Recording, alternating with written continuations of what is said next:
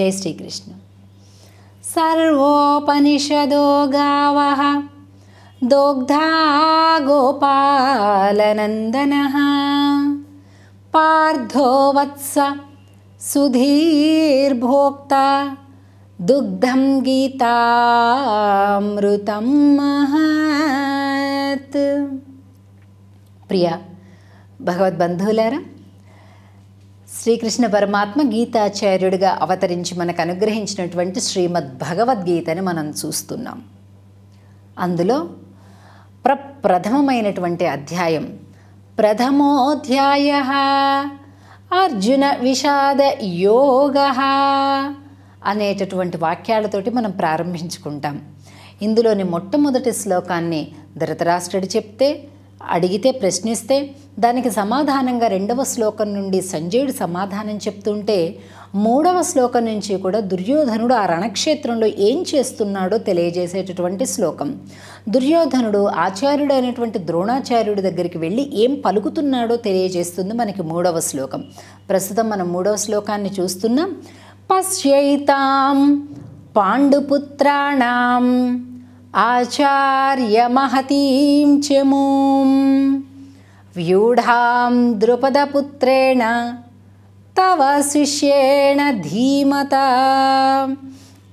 హే ఆచార్య, మహతీం చముం, చాలా గొప్పదిగా ప్రేంచబడినటువంటి, అమర్చబడినటువంటి, ఎంతో క్రమశిక్షణగా కనిపిస్తున్నటువంటి అగో పశ్య ఏతాం పాండుపుత్రాణం, పాండవుల యొక్క సైన్యాన్ని చూడండి అని అంటూ వ్యూఢాం ద్రుపదపుత్రేణ, వ్యూహములుగా ప్రేంచబడినటువంటి ద్రుపదుడి యొక్క కుమారుడు అండి, దృష్టద్యుమ్నుడి చేత అమర్చబడినటువంటి సైన్యం. ఎంత కపటం ఉందో దుర్యోధనుడి దగ్గర చూడండి. ద్రుపదుడికి ద్రోణాచార్యుడికి అదివరకు పాత కోపాలు చాలా ఉన్నాయి. ఇద్దరూ కలిపి సహాధ్యాయులు. సరే, ఆ తర్వాత ఆయన రాజు అవ్వటం, ఈయన బీద బ్రాహ్మణుడు అవ్వటం, తిండికి కూడా గడవకపోవటం, ఇలాంటి కొన్ని సందర్భాల వల్ల ఆ ఇద్దరికీ కూడా ద్రుపదుడు కొద్దిగా అహంకరించి ఇతన్ని అవమానించడం ద్వారా ఇద్దరికీ కూడా అనేక రకాలైనటువంటి అభిప్రాయ భేదాలు, అనేక రకాలైనటువంటి అవమానాలు ఇద్దరి మధ్య కూడా చోటు చేసుకున్నాయి. కాబట్టి వాళ్ళిద్దరికీ కూడా గొప్ప వైరం ఉంది.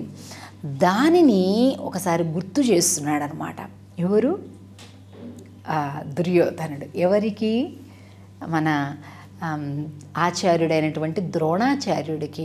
ఇప్పుడు ద్రుపదుడి కొడుకు అవతల పాండవుల పక్షాన ఉండి బ్రహ్మాండంగా సైన్యాన్నంత సుశిక్షితులుగా, చాలా క్రమశిక్షణగా, వ్యూహాలుగా పన్ని ఏర్పాటు చేశాడు. చూడండి, అదిగో వ్యూఢాం ద్రుపదపుత్రేణ తవ శిష్యేణ ధీమతా. నీ శిష్యుడు చాలా గొప్ప బుద్ధిమంతుడు, గొప్ప విలుకాడు, గొప్ప యుద్ధ నేర్పరి అని ఎన్నోసార్లు మెచ్చుకున్నారు కదా. అగో అలాంటి నీ శిష్యులందరూ కలిపి ఇప్పుడు నిన్నే చంపేయడానికి ఎదురుగా నిలబడ్డారు చూడు వ్యూహాలుగా అని రెచ్చగొడుతున్నాడండి. అంతే కదండి. ఇంతకాలం కూడా మనమే వాడికి విద్యనిచ్చి, మనమే వాడిని చాలా మెచ్చుకొని, మనమే వాడిని పెంచి, వాడు బాగా పెరిగి పెద్ద అయిపోయి తిరిగి మన మీదకే బాణం ఎత్తితే ఎలా ఉంటుందండి? ఇప్పుడు జరుగుతున్నది అది. అంతే కదండి. అటు పాండవుల పక్షంలో నిలబడ్డాడు, ఇటు వీళ్ళు కౌరవులు ఉన్నారు. అంటే వాళ్ళ బాణాల తాకిడికి యువతల వీళ్ళు నిలబడద్దండి. అంటే అయితే వాడు పోవాలి లేదా వీడు పోవాలి కదండి. కానీ నీ దగ్గర నేర్చుకొని ఆ విద్యంతా నువ్వు నేర్పింది ఆచార్య. అలాంటి నీ విద్య తీసుకొని నీకెదురుగా బాణం ఎక్కుపెట్టి చాలా క్రమశిక్షణగా గొప్ప సైన్యాన్ని పెట్టుకొని చూసావా ఎలా ఉన్నాడో అని అంటున్నాడు. అంటే ఈ మాటల్లో ఎన్ని రకాల అర్థాలు ఉన్నాయో గమనించండి. అంటే వాళ్ళని మెచ్చుకున్నారు, కానీ ఇప్పుడు చూసారా వాళ్ళే మీకు ఎలాగ తలనొప్పిగా తయారయ్యారో అని ఒకసారి రెచ్చగొడుతున్నాడు గురువు గారిని. తద్వారా లాభం పొందాలి అని చూస్తున్నాడు. ఎప్పుడు కూడా దుర్బుద్ధి కలిగినటువంటి వాడండి ఎదుటివారికి చెడు కలిగించి తద్వారా తాను లాభం పొందుదాం అనుకుంటాడు. సద్బుద్ధి కలిగినటువంటి వాడు మరింత బాగా చక్కటి విద్యను నేర్చుకొని వాడిని గెలవాలి అనుకుంటాడండి. అంటే దీనినే ఒక పాజిటివ్ కాంపిటీషన్, నెగిటివ్ కాంపిటీషన్ అనేటటువంటి పదాలతోటి చెప్తుంటారు. అంటే పాజిటివ్ కాంపిటీషన్ అంటే వాడికి 70 మార్కులు వస్తున్నాయి అనుకోండి, నీకు 60 వస్తున్నాయి, వాడి స్పర్ధ అనేది ఉంటుంది. కాబట్టి వాడికి 70 వస్తున్నాయి, నాకు 60 వస్తున్నాయి, కాబట్టి నేను బాగా చదివి 80 తెచ్చుకొని వాడికంటే కూడా నేను గౌరవాన్ని పొందుతాను అని అనుకోవటం పాజిటివ్ కాంపిటీషన్, స్పర్ధ. అంటే ఇలాంటి స్పర్ధ మంచిదండి.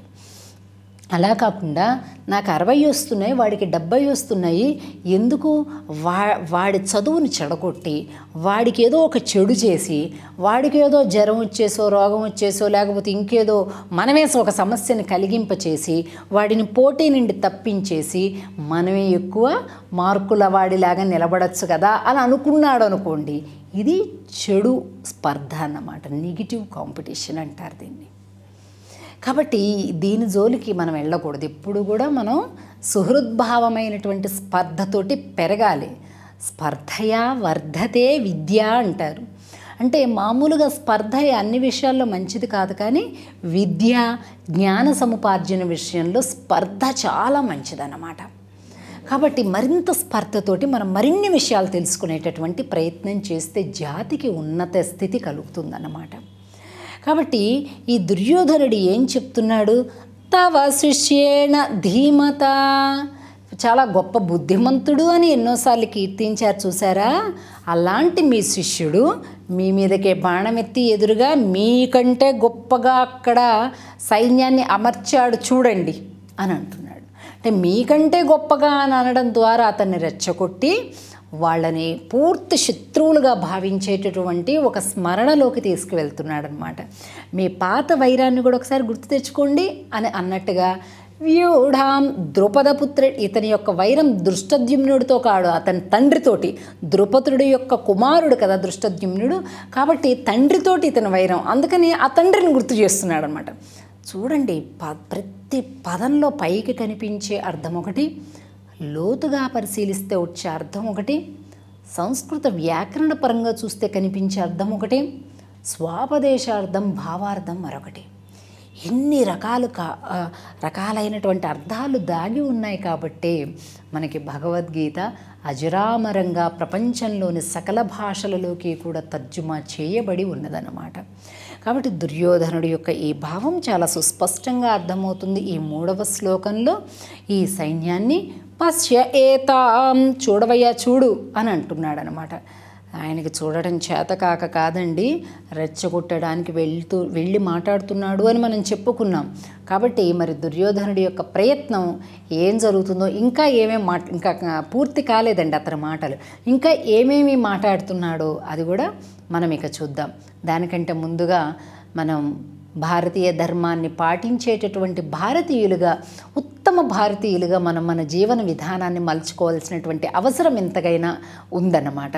అంటే మేము ఇండియన్స్ అండి, లేదా మేము భారతీయులు ఉండని చెప్పుకోగానే సరికాదు, దానికి సరి అయినటువంటి ఆచార వ్యవహార విధానాలను మనం పాటించవలసి ఉంది. ఇందులో చాలా ప్రధానమైనటువంటి అంశం ఏంటంటే స్త్రీలు, పురుషులు, పిల్లలు అందరూ కూడా తిలక ధారణ చేయాలి, లేదా కుంకుమ ధారణ అన్ని సమయాల్లో. గుడికి వెళ్ళినప్పుడు మాత్రమే పెట్టుకోవటం కాదు, అన్ని సమయాల్లో కూడా కుంకుమ ధారణ మనం చేయాలి. అంతేకాకుండా దగ్గరలో ఉండేటటువంటి ఆలయాలను సందర్శనం చేసుకోవటం, ప్రతిరోజు భగవంతుడి దగ్గర దీపారాధన చేయటం, అంతేకాకుండా ప్రతి ఇంటిలో కూడా తులసి మొక్కని ఉంచుకోవటం, గోమాత యొక్క సంరక్షణ చేయటం. ఈ 5 కూడా ఎప్పుడైతే మనం పాల్గొంటామో, వాటిని ఆచరిస్తామో, అప్పుడే మనం భారతీయ ధర్మాన్ని పాటిస్తున్నట్లు. అది చెయ్యకుండా మేము కూడా భారతీయులు అని చెప్పుకుంటున్నాము అంటే భారతమాతని అవమానిస్తున్నట్లుగానే మన జీవితం సాగుతుంది తప్ప మరొకటి కాదు అని సవినయంగా తెలియచేస్తూ మళ్ళీ తిరిగి భగవద్గీత శ్లోకంతో కలుద్దాం. జై శ్రీకృష్ణ.